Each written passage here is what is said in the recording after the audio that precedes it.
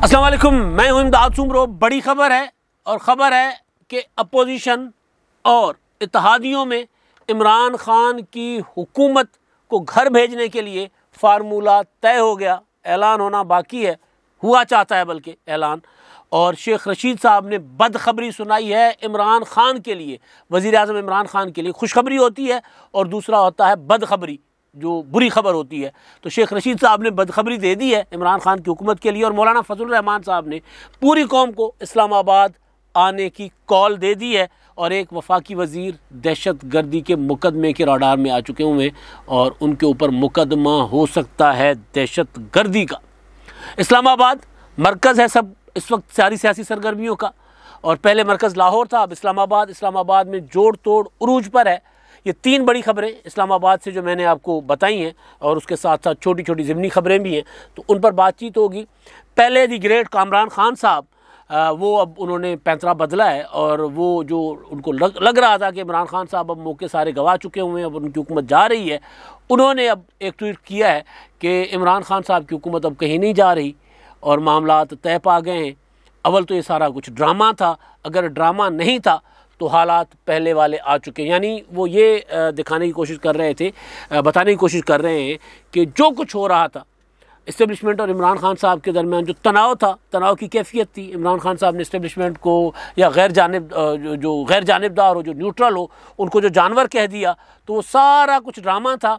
इत्तेहादी भी ड्रामा कर रहे थे, जहांगीर तरीन भी ड्रामा कर रहा था, और ये जो अपने अपोजिशन वाले वो भी सारा कुछ ड्रामा कर रहे थे। इमरान खान कहीं नहीं जा रहे, इमरान खान वहीं के वहीं बैठे। उन्होंने एक ट्वीट किया है जिसमें वो कह रहे हैं कि जी एक अच्छे दोस्त ने, एक करीबी दोस्त ने, प्यारे दोस्त ने, जो मुस्लिम लीग नून से जिनका ताल्लुक़ है, उन्होंने मुझे मैसेज किया। उन्होंने पूछा कि जी क्या हो रहा है, कहाँ जा रहे हैं हालात। तो मैंने उनको कहा कि कहीं नहीं, हालात वहीं पर हैं वापस। लग रहा ये सारा कुछ ड्रामा था, अगर ड्रामा नहीं भी था तो भी हालात वहीं के वहीं आ गए हैं, जहाँ इमरान खान साहब महफूज है, कहीं नहीं जा रहे। तो कामरान खान साहब को तो ये लग रहा है, लेकिन हमारी इत्तलात ये हैं कि मामला तय हो चुके हुए हैं इमरान खान साहब को घर भेजने के लिए। अपोजिशन यानी सियासी कुव्वतों में, सियासी कुव्वतें कौन सी हैं? एक अपोजिशन की है और दूसरी इमरान खान की हुक्मरान जमात। एक अपोजिशन, एक हुक्मरान फरीक, दो है ना, अपोजिशन और गवर्नमेंट। तो हिज़्ब इख्तिलाफ, हिज़्ब इक़्तिदार, ये लफ्ज़ मैं ढूंढना चाह रहा था, जहन में उतर गए थे। हिज़्ब इख्तिलाफ और हिज़्ब इक़्तिदार दो हैं।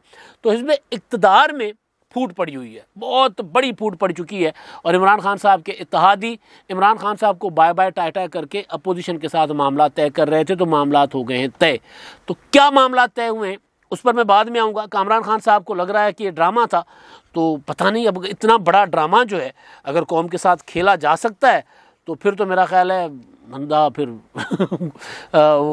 उस पर मतलब क्या कहा जा सकता है कि उनको लग रहा है कि हर फरीक, हर तरफ से ड्रामे चल रहे थे, हर तरफ से। 6 अक्टूबर वाला भी ड्रामा था, उसके बाद जो कुछ होता रहा वो सारा कुछ ड्रामा था, और अब जो तहरीक-ए-एतमाद का जमा होना भी ड्रामा, इमरान खान साहब के जलसे करना भी ड्रामा, इमरान खान साहब की 10 लाख लोगों को कॉल, इस्लामाबाद में जमा होने की कॉल देना भी ड्रामा, अभी जो हाफिजाबाद में जलसा हुआ वो भी ड्रामा। यानी हर तरफ ड्रामा ही ड्रामा है। अपोजिशन के इजलास ड्रामा, शहबाज शरीफ साहब का मुतहरिक होना ड्रामा, आसिफ जरदारी साहब का जो है वो लाहौर आना ड्रामा, चौधरी शुजात हुसैन साहब का अलालत के बावजूद इस्लामाबाद जाना ड्रामा। यानी एक सारा कुछ ड्रामा था। बहरहाल कामरान खान साहब को लगता है, और हमसे ज़्यादा बाखबर आदमी है, तो लगता है उनको कि सारा कुछ ड्रामा था। तो पता चल जाएगा, एक आध दिन ज़्यादा नहीं बल्कि आज रात तक भी कोई बड़ी डेवलपमेंट हो सकती है।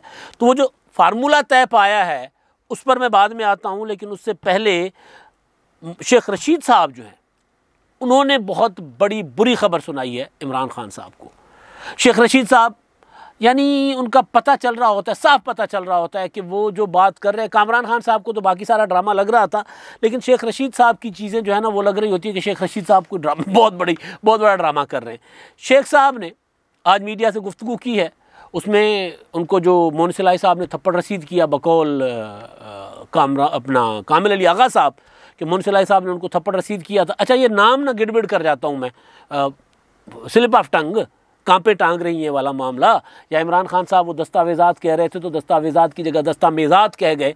तो 3 बार रिपीट उनको बताया शामून कुरैशी और उन्होंने कि ये दस्तावेज़ होता है, दस्तावेज़ जब नहीं दस्तावेज़ को दस्तावेज़ कह सके, कभी कहते हैं दस्तामाज़ात, कभी कहता है कुछ, कभी कहते हैं कुछ, तो फिर किसी ने कह दिया डॉक्यूमेंट ही कह दें भाई, तो डॉक्यूमेंट कह गए थे। तो स्लिप ऑफ टंग तो होता है, तो फिर कोई मजाक बन जाता है, कोई मीम्स बन जाती है, और बड़े जो लीडर होते हैं उनकी फिर ज़ाहिर मीम्स बड़ी ही बननी होती है, तो बिलावल भुट्टो ज़ाहिर है बड़े लीडर हैं, तो वो जब काम पे टांग जाती है कह दिया उन्होंने, तो फिर वो एक कौमी मीम ही बन गया। तो मैंने भी वो पिछले व्लॉग में मैंने गुजारिश की थी, डॉन लीक्स में परवेज़ रशीद साहब को नवाज शरीफ साहब ने कुर्बानी दी थी परवेज़ रशीद साहब की, तो परवेज़ रशीद साहब की जगह मैं परवेज़ इलाही कह गया था, क्योंकि परवेज़ इलाही ज़्यादा फोकस्ड में, परवेज़ रशीद साहब सुकून से बैठे हुए अपने घर, बिल्कुल कॉम बैठे हुए, वो देख रहे हैं, बड़ा मज़ा देख रहे हैं सारी सूरत हाल का, तो वो परवेज़ रशीद साहब की जगह परवेज़ इलाही कह गया था। अभी भी मैं कामिल अली आगा की जगह कामरान खान कह रहा था, क्योंकि पहले कामरान खान साहब का जिक्र हुआ था। तो कामिल अली आगा साहब के बकौल के मोनिस इलाही साहब ने शेख रशीद साहब को थप्पड़ रसीद कर दिया। थप्पड़ क्या रसीद किया था, वो ये कि जी अपना शेख रशीद साहब ने कहा कि जी मैं वो 5 अरकान वाला ब्लैकमेलर नहीं हूँ जो पंजाब की वजारत आला मांगे। तो उस पर मोहन सिलाई साहब ने कहा था कि जी आपकी इज़्ज़त है लेकिन आप हमारे बड़ों से पैसे ले लेके खाते रहें। तो उस पर शेख रशीद साहब ने कहा कि जी बिल्कुल ठीक है, मैंने तो अपने किताबों में एतराफ़ किया हुआ है कि जी अपना ख्वाजा आसिफ साहब के वालिद साहब और फिर ये जो चौधरी ज़हुरुल्लाह साहब, इनके मेरे ऊपर एहसान है। तो शेख रशीद साहब वाकई ये तस्लीम करते रहते हैं कि जी वो जब स्टूडेंट लाइफ में थे तो ये उनकी किया करते थे, अपना रहनुमाई भी किया करते थे और उनके मोहसिन भी रहे हैं। लेकिन शेख रशीद साहब जो हैं वो अपने उस बयान पर मुकर गए। उन्होंने कहा कि जी मैंने नहीं कहा कि मुस्लिम लीग कायदे आज़म वाले चौधरी बरादरान ब्लैकमेलिंग कर रहे हैं, हालांकि कह गए थे कि जी पंजाब की सियासत, क्योंकि कोयटा में बात कर रहे थे तो कोयटा की सहाफ़ी ने पूछा कि जी आप ये 5 सीटों वाले किसको कह रहे हैं, बीएपी को? तो नहीं बीएपी को नहीं कह रहा, मैं पंजाब वालों को कह रहा हूँ। तो पंजाब में तो 5 सीटों वाली मुस्लिम लीग कायदे आज़म है, कौमी असम्बली में 5 सीटें और पंजाब असम्बली में 10 सीटें। तो बहरहाल तो शेख रशीद साहब ने, अब वो उनका पता नहीं चल रहा होता कि वो किसके साथ हैं, उन्होंने आज कहा है कि एक तो जो 15 के बाद इमरान खान साहब के अच्छे दिन आना शुरू हो जाएंगे और फिर स्पीकर का सवाबदीद है कि स्पीकर कब इजलास बुलाते हैं, फिर 21-22 वो जो छुट्टी है OIC का इजलास और पाकिस्तान का योम पाकिस्तान है, तो उसकी वजह से मामलात आगे जाएंगे। लेकिन तहरीक अदम एतमाद से इमरान खान साहब जो बच जाएंगे, शेख रशीद साहब कह रहे हैं। लेकिन अनारकी होगी, तहरीक अदम एतमाद से पहले भी अनारकी होगी, तहरीक अदम एतमाद के बाद भी अनारकी होगी। इमरान खान साहब ने जो कॉल दी है इस्लामाबाद में 10 लाख लोगों को इकट्ठा करने की, तो उसके जवाब में मौलाना फजल रहमान साहब ने भी कॉल दे दी है। मौलाना साहब ने आज DI खान में प्रेस कॉन्फ्रेंस की और उसमें उन्होंने कहा कि जी इमरान खान ने कॉल दी है तो फिर हम तो चूड़ियाँ पहन कर नहीं बैठेंगे। तो फिर उन्होंने कहा कि जी मैं भी पूरी कौम को कहता हूँ कि तैयार रहें, हमने मिनटों के नोटिस पर, घंटों और मिनटों के नोटिस पर कॉल देनी है और आप सब ने इस्लामाबाद का रुख करना है। तो मौलाना फजल रहमान साहब तो एक डेमो दे चुके हुए हैं, वो तो साबित कर चुके हुए हैं कि मौलाना साहब की कॉल पर किस तरह मिनटों में अमल होता है, मिनटों में। किसी पॉलिटिकल पार्टी, क्योंकि मौलाना फजल रहमान साहब कोम्बो है ना, वो पॉलिटिकल पार्टी भी हैं, मजहबी जमात भी हैं। तो सियासी मजहबी जमात और वो मुतहरिक मजहबी जमात जो एक ऐलान करें पार्लियामेंट लॉजेस में, दो रोज़ पहले मौलाना साहब ने जब ये ड्रामा हुआ था इस्लामाबाद में, उनके कुछ चंद रज़ाकार जो MNAs के मेहमान बन के पहुँचे थे, लेकिन उनकी ज़ाहिर एक वर्दी होती है, उनका यूनिफॉर्म है, तो यूनिफॉर्म में पहुँचे थे वहाँ पर पार्लियामेंट लॉजेस में अंसारुल इस्लाम वाले। तो हुकूमत में वो थरथली मच गई थी और थरथली का ये आलम था कि फिर हुकूमत ने यूँ ऑपरेशन करके पार्लियामेंट लॉजेस से में चढ़ाव करके, जिस तरह कोई दहशतगर्द गिरफ्तार करते हो, यूँ नकाब पोश पुलिस एहलकार हेलमेट पहने हैं, वो जो मास्क होते हैं उनके, जो किसी बड़ी जंग में मास्क पहने जाते हैं या किसी बड़े ऑपरेशन में जहाँ पर गैसेस चल रही हों, जहाँ पर गोलियाँ चल रही हों, जहाँ पर ना जाने क्या क्या चल रहा हो, उस तरह का एक अपना मलबूस अपने यूनिफॉर्म में और मुकम्मल इक्विप्ड वो कमांडोज उतारे थे पार्लियामेंट लॉजेस में। ना जाने पार्लियामेंट लॉजेस था या कोई जंग का महाज था, मैदान था। तो जंग के महाज और मैदान पे तो आपको पता ही है, इस हुकूमत इमरान खान साहब कहते हैं मैं क्या करूं, फिर जंग कर दूं, तो वहाँ तो ये कहते हैं। तो यहाँ पर उन्होंने चढ़ाई करवा दी थी। तो वो जब अंसारुल इस्लाम के मेज़बान जो थे वहाँ पर MNAs 2, उनको गिरफ़्तार किया गया था, तो उसके बाद मौलाना साहब खुद पहुँचे थे और गिरफ़्तारी देने भी पहुँचे थे। मौलाना साहब को गिरफ़्तार करना कोई खाला जी का वाड़ा तो नहीं है, कोई हाथ लगा है मौलाना साहब को। तो खैर मौलाना साहब ने कॉल दी कि जी पूरा मुल्क बंद कर दो, और विदिन मिनट्स पूरा मुल्क बंद हो गया था। मुल्क बंद होने से मतलब था कि सड़कें बंद हो गई थी विदिन मिनट्स। क्या कराची, क्या हैदराबाद, क्या सखर, क्या मुल्तान, क्या डेरा इस्माइल ख़ान, क्या डेरा गाजी ख़ान, क्या लाहौर, क्या इस्लामाबाद, क्या चित्राल, कोई शहर ऐसा नहीं था। हालांकि वो सिंध वाले चीख रहे थे कि यार हमने गिरफ्तार नहीं किया, भाई हमारी तरफ क्यों धरने देकर बैठ गए, वहाँ भी हो गए थे। तो मौलाना साहब ने तो वो डेमो दे दिया। मौलाना साहब ने, इमरान खान साहब 10 लाख लोग इकट्ठे कर सकते हैं कि नहीं कर सकते, मौलाना साहब ने जब बतौर PDM के सरबराह, बतौर JUI के सरबराह या बतौर अपोजिशन जमातों के एक बड़े लीडर के, मौलाना साहब जब कॉल देंगे इस्लामाबाद की तरफ तो लोग तो पहुँचेंगे और मिनटों में पहुँचेंगे। इस्लामाबाद के गिरदोनवाब से, रावलपिंडी के गिरदोनवाब से, पेशावर से, खैबर पख्तूनख्वा के दूसरे शहरों से। तो शेख रशीद साहब ये कह रहे हैं कि इमरान खान साहब तहरीक अदम एतमाद काम से तो निकल जाएंगे, लेकिन उससे पहले भी अनारकी है, उसके बाद भी अनारकी है। वो कह रहे हैं कि अगर हुकूमत ने भी कॉल दे दी है इस्लामाबाद में 10 लाख लोग इकट्ठे करने की, मौलाना साहब ने भी कॉल दे दी है, तो फिर तसादुम होगा। तो अब तसादुम तो ज़ाहिर है इमरान खान साहब चाहते हैं, लेकिन वो इमरान खान साहब के हक़ में नहीं जाएगा।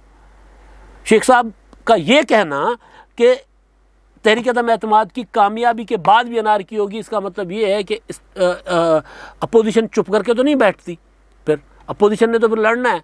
तो अगर इमरान खान साहब जीत भी जाते हैं तो जीत कर भी हार जाएंगे। ये है इमरान खान साहब के लिए बदखबरी, जिसको मैं कह रहा हूँ बदखबरी इमरान खान साहब के लिए उन्होंने दी है।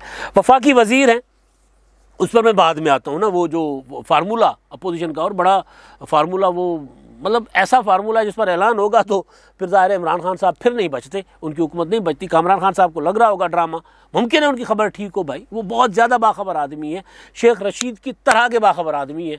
जहाँ से शेख रशीद साहब इन्फॉर्मेशन लेके अपनी सियासत करते रहे हैं या जहाँ के इशारों पर, वहाँ से कामरान खान साहब ड्राइव होते हैं। तो कामरान खान साहब की मुमकिन है ठीक हो बात, हो सकता है कि हम जो कुछ देखते रहे और जिस पर जो तबसरा करते रहे वो हम समझते रहे कि सियासत हो रही है, वाकई जेन्युइन सियासत हो रही है, अपोजिशन इमरान खान को घर भेजना चाहती है और इमरान खान साहब के हाथ से हालात निकल गए हैं और वो सारा कुछ ड्रामा था और हम ड्रामे के हाथों इस्तेमाल होकर अपनी एनर्जी ज़ाया करते रहे। तो मुमकिन है कामरान खान साहब ठीक कहते हो, लेकिन बहरहाल लग नहीं रहा कि ये सारा कुछ ड्रामा है। तो एक और ख़बर जो वो फार्मूला पर मैं बाद में आता हूँ, वफाकी वज़ीर गुलाम सरवर खान ने ऐलान किया था, ऐलान नहीं किया था बल्कि ख्वाहिश का इज़हार किया था कि काश खुदकुशी हराम ना होती और मैं फिर अपना खुदकश बम्बार बन के अपोजिशन पर हमला कर देता और इनको नीस्तो नाबूद कर देता। मेरा दिल कर रहा है कि मैं नीस्तो नाबूद करूँ। 2 रोज़ 3 रोज़ पहले इमरान खान साहब ने मेलसी में, बल्कि हफ्ता हो गया, इमरान खान ने मेलसी में खिताब करते हुए कहा था कि जी मेरा निशाना आसिफ जरदारी है, सबसे पहला टारगेट अब मेरा आसिफ जरदारी है। बड़े अरसे से ये आसिफ अली जरदारी मेरी बंदूक की निशस्त पर है, उन्होंने इशारा करके बंदूक की निशस्त पर है।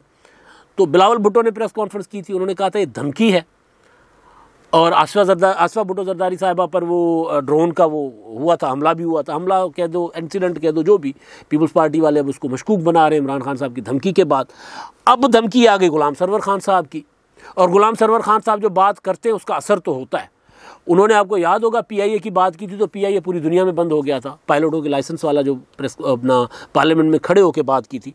तो गुलाम सरवर खान ने अपना ये कहा है, जो खुदकश हमला करने की जो ख्वाहिश का इज़हार किया है, उस पर शाजिया मरी, पीपल्स पार्टी की सेक्रेटरी इन्फॉर्मेशन है पार्लियामेंटेरियंस की, उन्होंने उन पर दहशतगर्दी का मुकदमा दर्ज करने का मुतालबा किया है। उन्होंने कहा इमरान खान साहब भी धमकियां दे रहे हैं, ये भी धमकियां दे रहे हैं, ये बातें सादा नहीं हैं, लिहाजा उन पर दहशतगर्दी का मुकदमा होना चाहिए। अब खुदकश वो इशारा दे रहे हैं, खुद ख्वाहिश का इज़हार कर रहे हैं, या किसी के लिए कह रहे हैं कि वो फिर अपोजिशन को हमला करेंगे। मतलब ऐसी बातें करना सियासत में, कत्लो गारत की बातें करना। कुछ अर्सा पहले वो जो थे, अब वो सियासत में उस तरह मुतहरिक नहीं रहे, साबिक वज़ीर दाखिला जो थे ब्रिगेडियर रिटायर्ड एजाज शाह साहब, वो भी इस तरह की बातें किया करते थे, इस तरह की मरने मारने वाली बातें करते थे, जूते मरवाऊँगा, ये करूँगा। तो ये जो बात है, ये बात इतनी सादा नहीं है कि छोड़ दी जाए। लिहाजा शाजिया मरी साहिबा का जो मुतालबा है, अब उस पर आज अमल होता है, कल अमल होता है, या जो गुलाम सरवर खान साहब ने बात की है उस पर कोई और उठकर ना आ जाए। पाकिस्तान में तो ये होता रहा है ना, मोहतरमा बेनज़ीर भुट्टो शहीद खुदकश हमले में शहीद हुई हैं, उससे पहले उन पर एक खुदकश हमला हुआ था, ANP के लोग शहीद हुए, ANP के बिलोर ख़ानदान के सारे तकरीबन जो कायदीन थे, बिलोर ख़ानदान से जो पॉलिटिकल एक्टिविस्ट थे, बड़े लीडरान थे, वो हुए। मौलाना फजलुर रहमान साहब पर हमले हुए हैं। शेख रशीद साहब खुद कहते हैं कि जी मुझ पर और मौलाना फजलुर रहमान साहब पर सबसे ज़्यादा हमले हुए, और आज भी मैं और मौलाना साहब जो है वो ख़तरे में हैं सबसे ज़्यादा।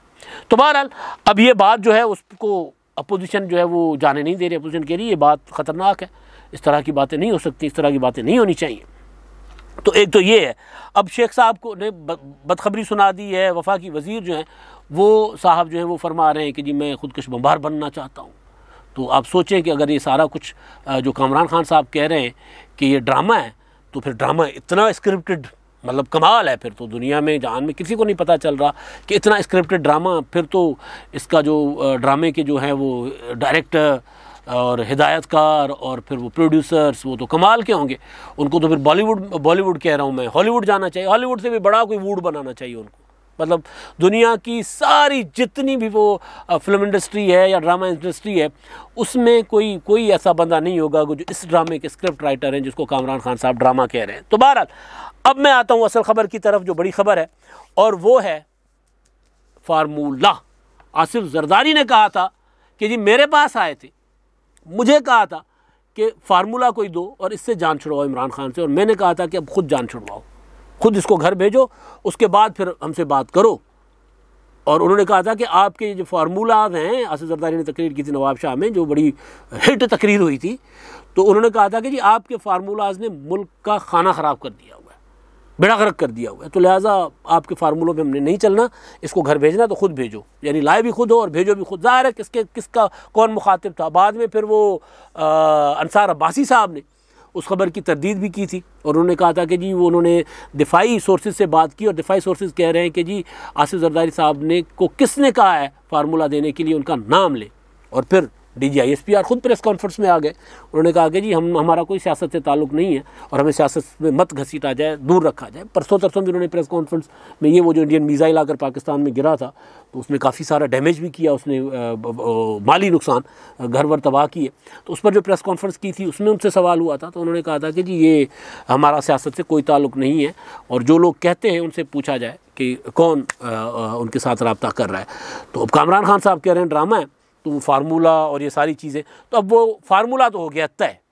अब फार्मूला क्या तय हुआ है वो मैं आपको बताता हूँ। अपोजिशन में से जो राब्ता सबसे पहले किया गया था इमरान खान की हुकूमत को गिराने के लिए, जो प्लान बनाया गया था ABC, उसमें A प्लान ये था कि हुकूमत के इत्तेहादियों को तोड़ा जाए, हुकूमत के इत्तेहादियों को तोड़कर उनसे ऐलान करवाया जाए कि वो हुकूमत से अलग हो और Imran Khan vote of confidence ले, वो अलग होने का ऐलान करे। इत्तेहादियों ने आमादगी ज़ाहिर करके फिर उसके बाद परवेज़ इलाही साहब ने ज़रा पैंतरा बदल लिया था, तो अपोजिशन प्लान B पर चली गई थी। और प्लान B पर जाकर अपोजिशन ने PTI के अरकान को तोड़ दिया था और तोड़ा, और मेरे पास पक्की इन्फॉर्मेशन है कि PTI के अरकान टूटे और वो PTI के अरकान आसिफ जरदारी साहब के उसमें है पनाह में है। जब तहरीक अदम एतमाद के लिए वोटिंग होगी तो उनको पेश किया जाएगा, और जिसको रोकने के लिए फिर इमरान खान साहब तगोदो कर रहे हैं कि जी स्पीकर को कह रहे हैं इजलास ना बुलाओ, फिर इजलास अगर बुलाना है तो फिर इनको वोट का हक ना दो जो हमारे मुनहरिफ अरकान होंगे। कामरान खान साहब को ये सारा ड्रामा लग रहा है, वेल स्क्रिप्टेड ड्रामा। तो वो अपना अब अपोजिशन दोबारा अपोजिशन के साथ चौधरी बिरादरान ने फिर रब्ता किया।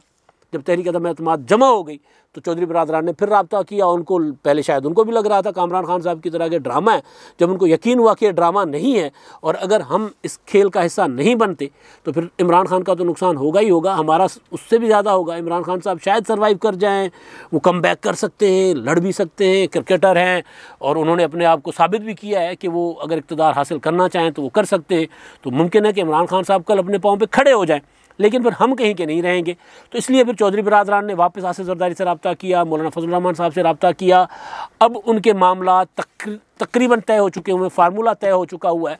जिस मामले पर बात टूटी थी वो था असम्बलियों की मुद्दत का। परवेज़ इलाही साहब को वज़ीर आला बनाने की ऑफ़र आसिफ जरदारी साहब ने की थी, राज़ी कर दिया गया था मौलाना फजल रहमान साहब और जरदारी साहब की तरफ से नवाज शरीफ साहब को और मुस्लिम लीग नून को।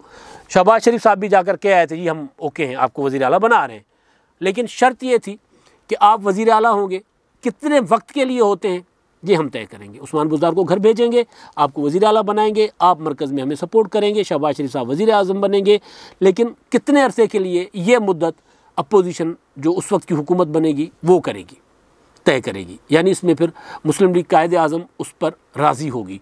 तो उस मामले पर परवेज़ इलाही साहब ने कहा था कि नहीं जी हमने मुद्दत पूरी करवानी, और फिर उसका प्रेस रिलीज़ भी आ गया था कि जी असम्बलियों को मुद्दत पूरी करनी चाहिए और ये वो इस तरह की चीज़ें उन्होंने बाज़ाब्ता ऐलानियाँ भी की थी, यानी प्रेस रिलीज़ जारी किया था अपना चौधरी परवेज़ इलाही साहब ने।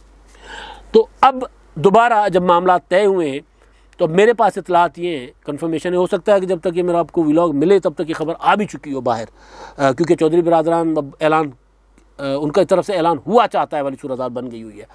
तो अब फार्मूला ये तय हुआ है कि ज़्यादा से ज़्यादा 6 माह से पहले भी असेंबली टूट सकती है, ज़्यादा से ज़्यादा 6 माह, और 6 माह के लिए चौधरी बरादरान मान गए हैं कि जी चलें 3 माह 4 माह 6 माह, लेकिन कोशिश हो कि 6 माह तक मामला चले और 6 माह तक जाना है मामला। वजह ये है कि बजट भी आना है, बजट भी किसी तरह अगर इमरान खान साहब को मार्च में घर भेज दिया तो बजट भी आना होगा, और बजट के बाद फिर के साथ साथ इस्लाहात जो पीपल्स पार्टी चाहती है कि इंतखाबी इस्लाहात हो तो वो भी होंगी। तो उसमें 6 माह तक चौधरी बरादरान को कहा गया कि जी हो सकती है मुद्दत, इससे ज़्यादा हम आगे नहीं खींचेंगे। उस पर चौधरी बरादरान तकरीबन राज़ी हो चुके हुए हैं, और पीपल्स पार्टी को उन्होंने ये पैगाम दे दिया है कि जी ठीक है आप ये ऐलान कर लें। पीपल्स पार्टी ने नून लीग को बता दिया, नून लीग वाले भी इस बात पर राज़ी हैं, और उसके बाद फिर बाज़ाब्ता ऐलान हो जाएगा। मुस्लिम लीग कायदे आज़म जब ऐलान करेगी तो MQM वाले भी राज़ी बैठे हुए हैं, BAP वाले तो कह चुके हुए हैं खालिद मगसी साहब कि आसिफ जरदारी साहब से मुशावरत करके फ़ैसला करेंगे। तो आजकल में एक प्रेस कॉन्फ्रेंस हो जाएगी तो फिर इमरान खान साहब के पास कोई वजह नहीं बचेगी उनके पास इक़्तिदार में रहने की। फिर अपोजिशन तहरीक अदम एतमाद के लिए इत्तेहादियों को साथ ले जाएगी और इत्तेहादियों को शो करके अब 172 पूरा कर सकती है। तो एक तो फार्मूला तय हो गया। अब इसके बाद आगे भी कुछ चीज़ें हैं। मैंने पहले भी ये गुजारिश की हुई है कि सदर के लिए आसिफ जरदारी साहब और मौलाना फजल रहमान साहब का नाम लिया जा रहा है। स्पीकरशिप जो होगी वो पीपल्स पार्टी की पंजाब और मरकज़ में, और अगर सदर आसिफ जरदारी बनते, अगर है इसमें बहुत बड़ा, अगर आसिफ जरदारी साहब बनते हैं सदर, तो फिर सेनेट का चेयरमैन मौलाना फजल रहमान साहब की जमात को दिया जाएगा, या फिर स्पीकरशिप मौलाना फजल रहमान साहब की जमात को दिया जाएगा। तो ये अभी कुछ मामलात अभी तय हैं, लेकिन ज़ाहिर है इनके पीछे सारा जो था वो इत्तेहादियों को पहले एडजस्ट करना है कि इत्तेहादियों को क्या क्या देना है, उसके बाद बाकी बंदर बांट जो है या बाकी जो भी तकसीम है वो अपोजिशन आपस में करेगी जो भी होती है। तो ये सारी मामलात हैं। अब इमरान खान साहब के पास पहले भी हमने कई बार गुजारिश की है कि एक ऑप्शन था कि असेंबलियाँ तोड़कर अपोजिशन के हाथ से गेम निकाल दे, लेकिन उन्होंने असेंबलियाँ नहीं तोड़ी।